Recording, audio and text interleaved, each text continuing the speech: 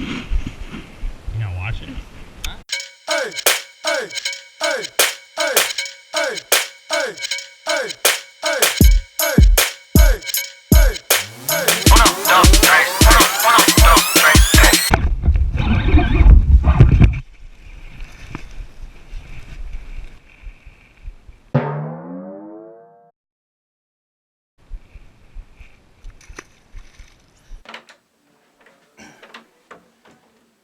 Okay, first off, check out this sick bracelet I just got. Isn't that sick? I'm going to leave a link in the description if you want to check these things out. You'll see me wearing this thing all the time in upcoming videos.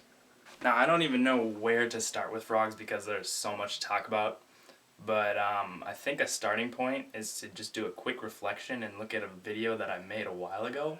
A really, really bad video, but it does talk a lot about frogs, so if you want to check it out, I'll put the link in the description. It should be right around in this area. Guys, just check out this frog. Sadly, I think I'm going to have to retire this guy. He's been beat up pretty good, if you can see. Might have to do something about that. And here we go. And let's just go. Let's go with this guy. This one looks pretty good. This looks like a frog spot. Oh my gosh, that was a huge fish. Ah, I knew that was gonna happen. Set the hook way too hard. I don't think that one's gonna come back. Doesn't stop me from trying.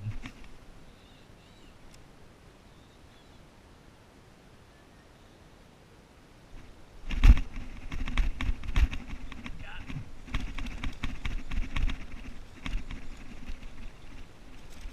I don't think this is even the same fish.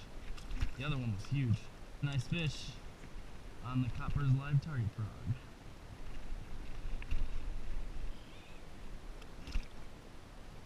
There he goes. So when you're fishing with these frogs, you're going to want to make sure you have the right equipment. And I tend to go with a 7-foot medium heavy rod. This is an Abu Garcia Veritas rod, casting rod. And then I go with a 7.1 to 1 gear ratio. I like that ratio because you can bring in a lot of line at once. So if a fish takes your frog and goes and swims under a bunch of thick pads and you don't see it right away, you have enough time to reel in that slack line before you set the hook. And then I put on my reel 50 to 60 pound braid because you're fishing a lot of thick cover. You don't want that fish to get snagged around something sharp and snap you off. So that's the stuff I use. I'm going to talk a little bit about the different types of frogs next.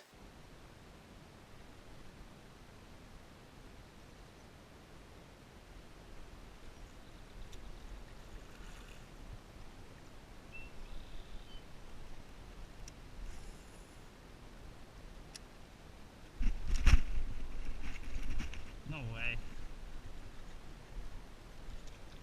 That's a good fish.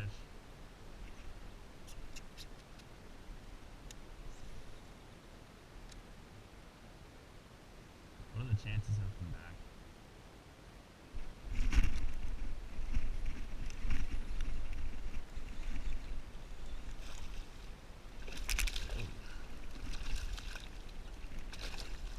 That one just inhaled it.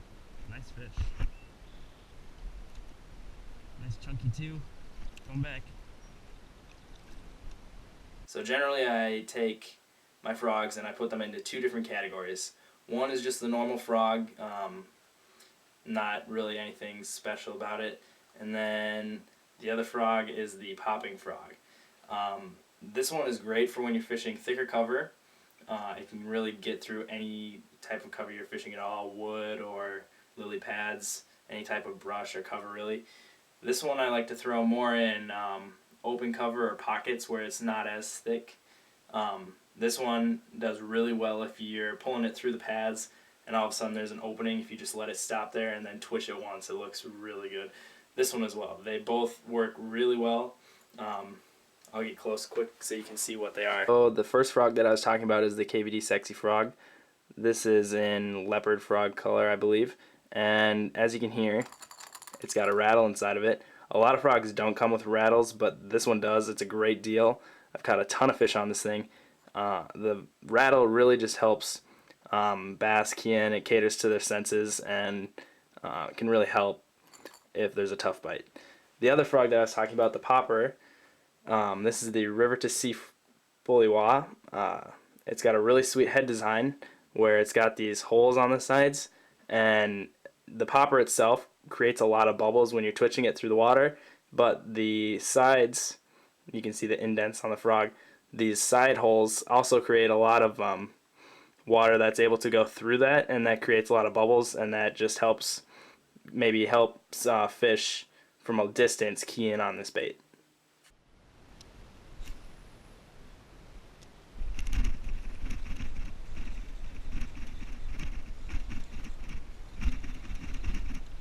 Oh gosh.